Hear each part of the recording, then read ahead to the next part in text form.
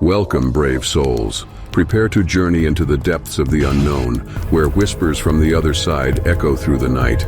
Witness the chilling tales of lost souls, vengeful spirits, and things that go bump in the night.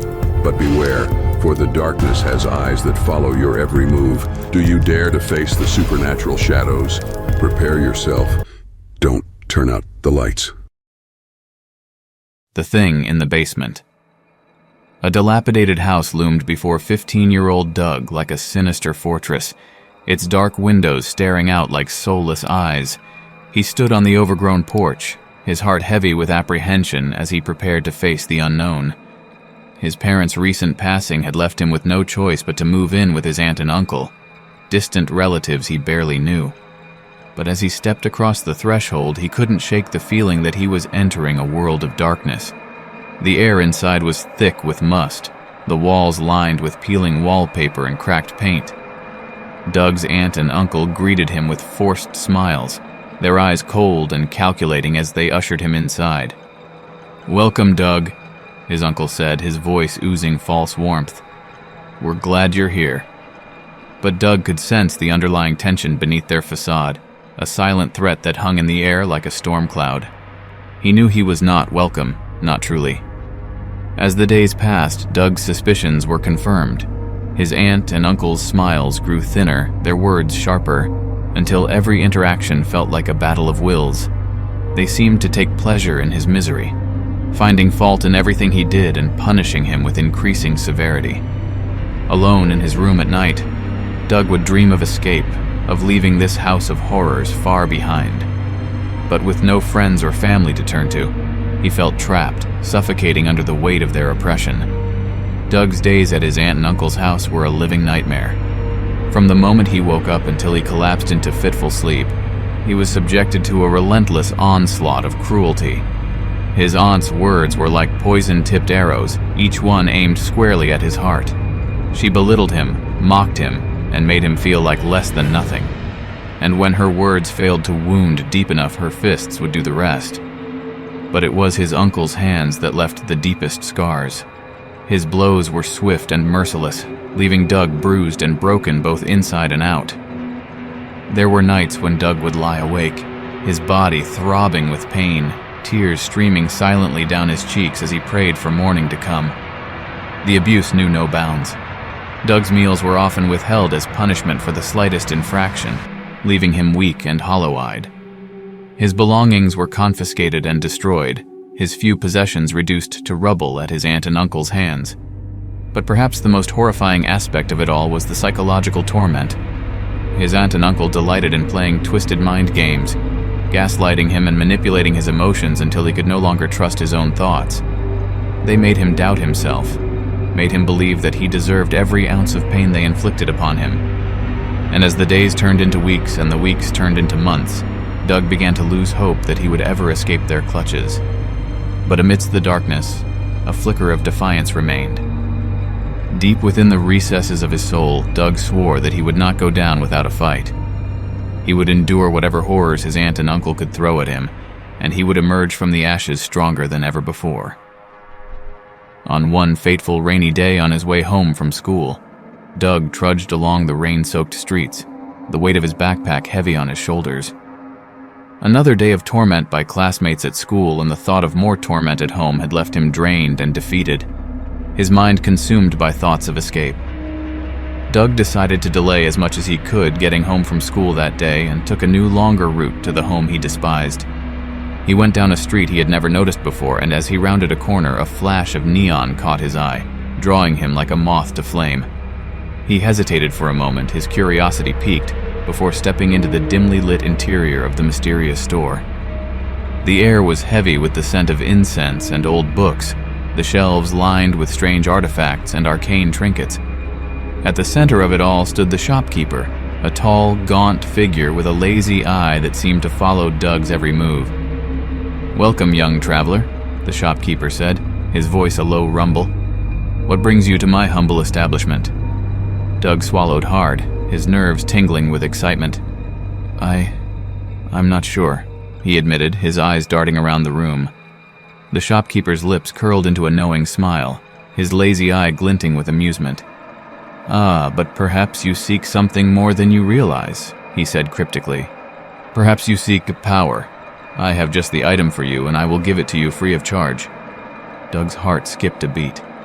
"Power," he repeated, his pulse quickening with anticipation. The shopkeeper nodded, reaching beneath the counter and producing a large pouch filled with one very large bean the size of a baseball. "This oversized bean," he explained, holding it out to Doug, "is no ordinary bean. Plant it in the earth and it will grant you the power to bring forth a creature of your own creation." Doug's eyes widened in awe as he took the pouch, his fingers trembling with excitement.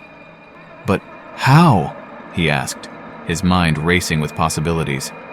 The shopkeeper's smile widened, his lazy eye twinkling with mischief. "Ah, that is where this comes in," he said, producing a weathered tome bound in cracked leather. "This book contains the ancient incantations needed to awaken the creature within the bean and to keep it loyal to you. But be warned, young one, it must feed on more than water alone. If it does not get enough to eat, the creature within this bean will turn on you." Doug nodded solemnly, his heart pounding with a mixture of fear and excitement. This was it, his chance to finally take control of his own destiny, to break free from the chains that bound him. With a silent nod of thanks, Doug tucked the oversized bean and the book into his backpack and turned to leave, his mind already racing with plans. But as he reached the door, he couldn't shake the feeling that the shopkeeper's lazy eye was still watching him, following him into the darkness beyond. When Doug arrived home, he managed to sneak past his aunt and uncle. Doug headed straight for the basement, where it was dark and filled with plenty of hiding spots. Doug crept as quietly as he could down the creaking stairs into the damp, dark basement, his heart pounding with a mixture of excitement and trepidation. In his hands, he clutched the large bean he had been given from the mysterious store, along with the weathered tome of incantations. With trembling hands, he carefully planted the bean in a coffee can filled with rich, dark soil that he collected from outside, his breath catching in his throat as he watched the first tendrils begin to slowly sprout. It was a moment of triumph, a glimmer of hope amidst the darkness that had consumed his life. Day after day, Doug tended to the growing plant with meticulous care, watering it with reverence and feeding it insects gathered from the dark corners of the basement. He read aloud from the ancient book of incantations, his voice echoing off the stone walls as he whispered words of power and creation. And day after day, as the plant grew taller and stronger, so too did Doug's sense of purpose. One day after Doug had fed the plant some insects, he was startled to see that the plant sprouted some razor-sharp teeth from its leafy mouth. Doug grinned and said, "You need a name, my little plant friend. How about Razorfang?" "Yeah, Razorfang, that sounds menacing." In the depths of the basement, amidst the shadows and the dust, Doug had found something that was truly his own. But as the plant grew, so too did the torment inflicted upon Doug by his aunt and uncle. They seemed to take pleasure in his misery, finding new ways to belittle and degrade him with each passing day. They mocked him for having dead parents, belittled him for his perceived weakness. But Doug paid them no mind, his focus fixed firmly on the creature growing in the darkness below.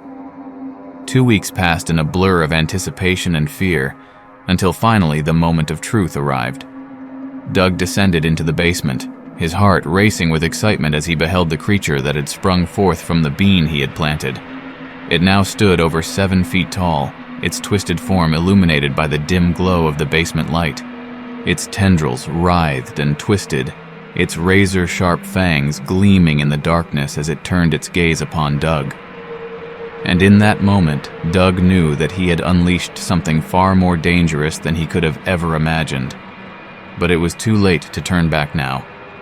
With a sense of grim determination, he prepared to face the horrors that lay ahead, knowing that his fate was now irrevocably bound to Razorfang, the creature he had brought to life.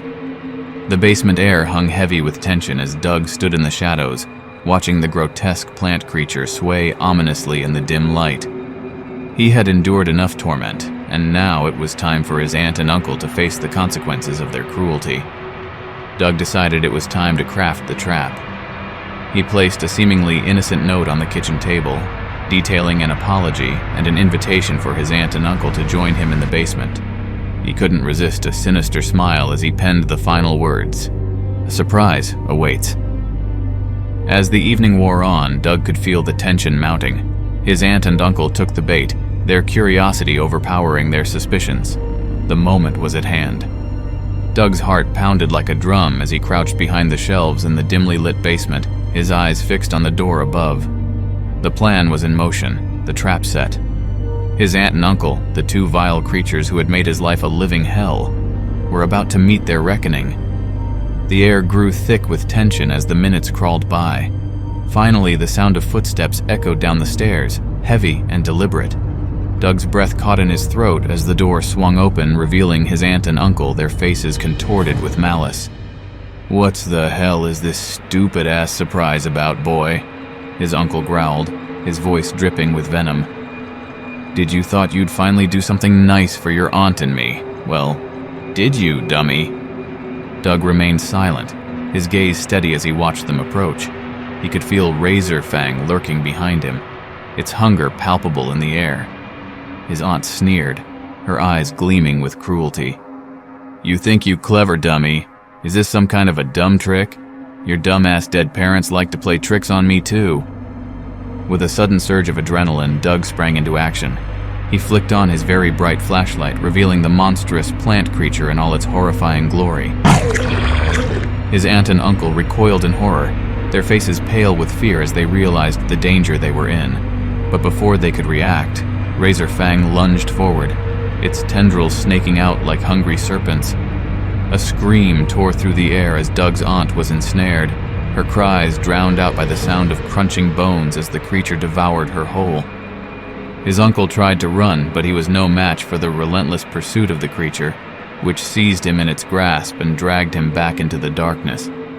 Doug watched in horror as the creature feasted on his tormentors, a mixture of satisfaction and revulsion churning in his gut. But as the last echoes of their screams faded away, he knew that he was finally free. With a heavy heart, Doug turned away from the gruesome scene and made his way out of the basement, leaving behind the nightmare that had consumed his life for so long. As he stepped out into the cool night air, he felt a weight lift from his shoulders, replaced by a newfound sense of liberation. The ordeal was over, but the memories would linger, a reminder of the darkness that lurked within the hearts of his cruel aunt and uncle. But for now, Doug would embrace the light, determined to carve out a new future for himself, free from the shadows of his past. As Doug sat outside with satisfying thoughts of his victory, he then realized Razor Fang was slinking up next to him. It seemed to be very pleased after its larger-than-a-normal meal. It almost looked as if it was smiling at Doug. A shot of panic hit Doug as he wondered, how in the world would he keep this large beast satisfied every day? Doug remembered the shopkeeper's warning. He did not want to become Razor Fang's next meal.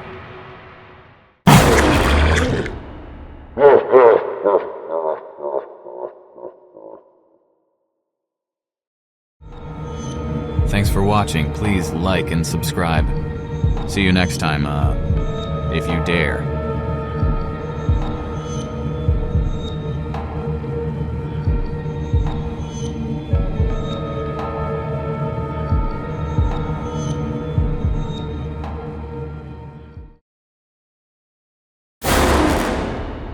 Yikes, that is one creepy plant creature. Keep that sucker away.